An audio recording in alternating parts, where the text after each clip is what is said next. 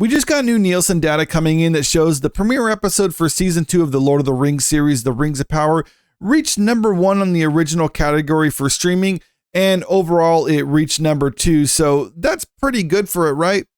Well, not exactly, because when you start comparing the numbers from season 2 with season 1, you can see a significant drop off in viewership between the first 2 seasons. And since we saw a large number of drop off of viewership between the first and last episode of season 1, things are not looking too good for this right now.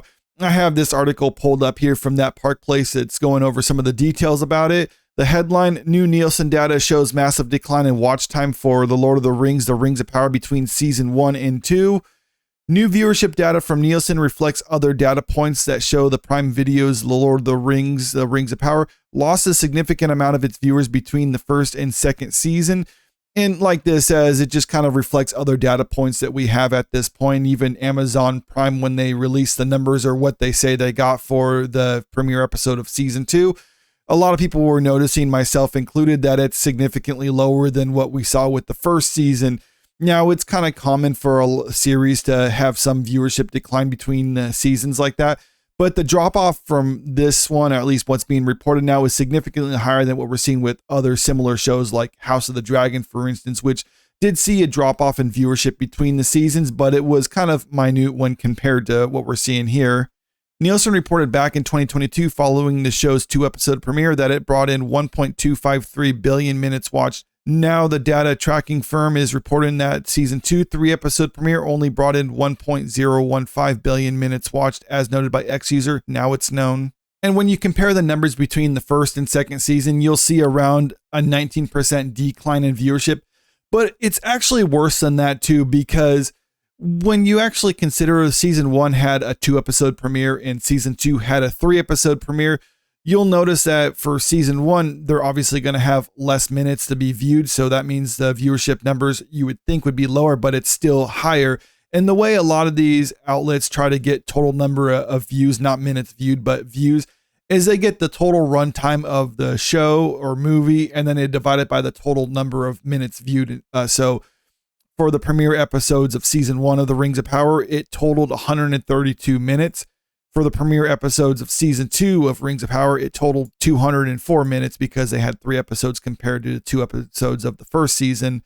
So when you divide those numbers by the total number of minutes viewed, as according to Nielsen, you'll get 9.4 million views for the first season and around 4.9 million views for the second season, which shows a 47% decline between the first and second season. And this is kind of reflected in what we saw with other sites. Samba TV, for instance, reported around 1.8 million views for the premiere episode of the first season. And I know there's going to be that discrepancy between Samba TV and Nielsen and what Amazon's reporting. That's not the important part of this, because we don't ever know exactly how many people are going to be watching the show. But what we do know is with all these third-party sites, they have their methodology and how they track the data. And it just kind of shows patterns. So we saw with Samba TV, they had 1.8 million minutes view, or 1.8 million views. And then when you compare it to the second season, it was around 902,000 views, which shows a significant drop off between the first and second season. That kind of corresponds to what Nielsen is reporting right now. At the beginning of the month, Samba TV revealed the season 2 premiere was only watched by 902,000 households over 5 days. That's a decline of 49.8%. So you're probably wondering which data point is the accurate one. Is it around 42% decline, or is it nearly 50% decline? And frankly, I don't think it matters. What really matters, and the significant takeaway from all this, is that we're seeing a significant decline in viewership between season 1 and season 2. And that's kind of to be expected given what we know about the viewership points for season 1, because we got this reported by Kim Masters at the Hollywood Reporter back in 2023. She said that 63% of individuals who watched part of the show's premiere back in 2022 did not complete the show or did not finish the whole season.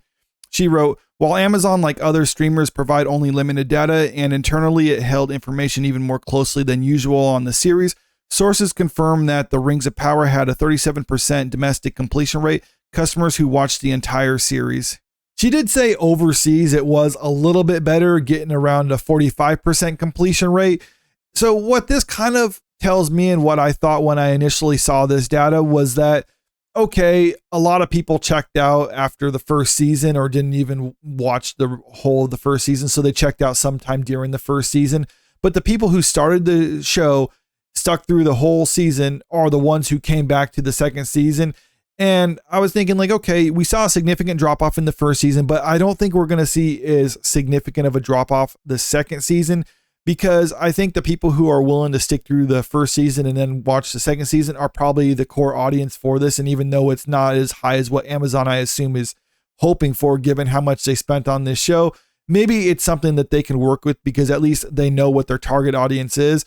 But then I saw this other data in this article that leads me to believe, like, no, it can actually fall even further than where they're currently at. Data analytics firm Luminate reported the show only garnered 63.2 million minutes in its first week, albeit it only tracked a single day given the Rings of Power release time. In the second week, the firm reported it only garnered 764.7 million minutes watched. By the third week, it declined to 372.7 million minutes watched. That is 51% less than the 764.7 million of the second week.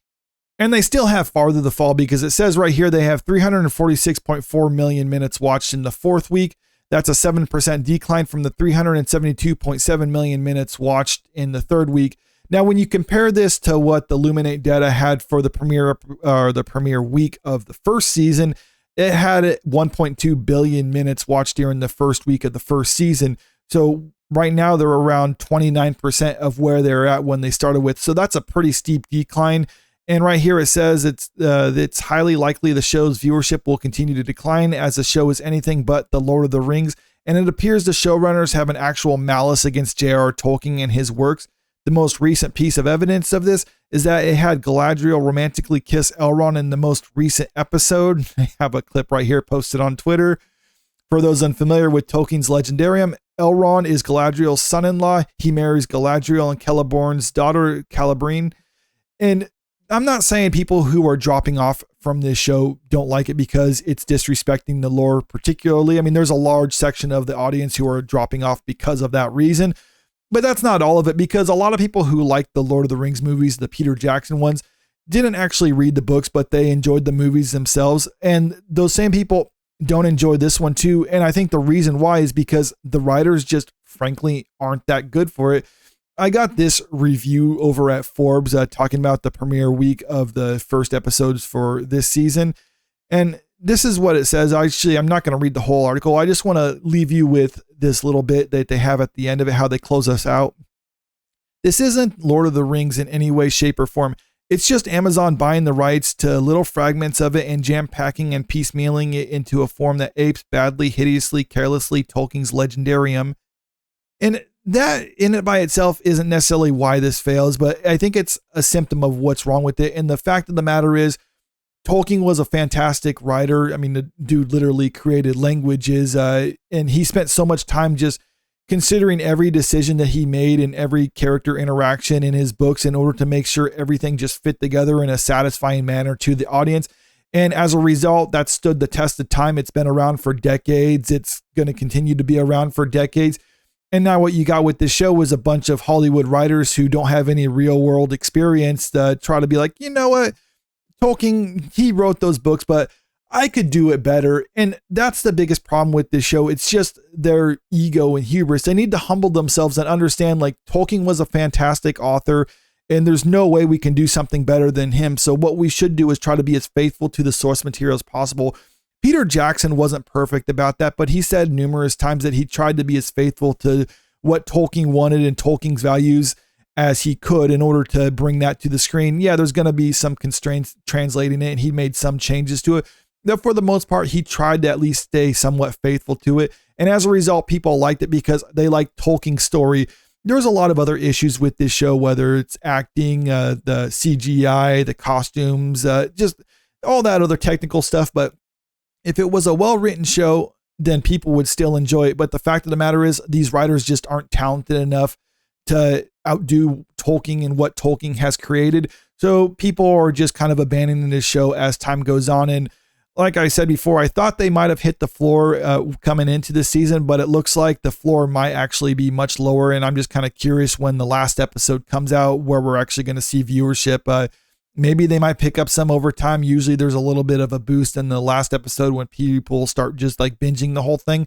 But I still think it's going to be significantly lower than when they started. And it's definitely not going to surpass what we saw with the first season. But let me know what you think about all this in the comment section below. How far do you think this show can fall before Amazon finally just says enough is enough? Or do you think they're actually going to step up their game and actually start producing something of quality in the near future? I mean, I'm not expecting that much, but I don't know. Maybe there's people out there who hope. And so I'm kind of curious what you have to say about all this. And if you haven't already, make sure you click that subscribe button if you want to stay up to date with the latest entertainment news. And don't forget to click that like button and share this video out there because it really helps out with the channel. Thank you.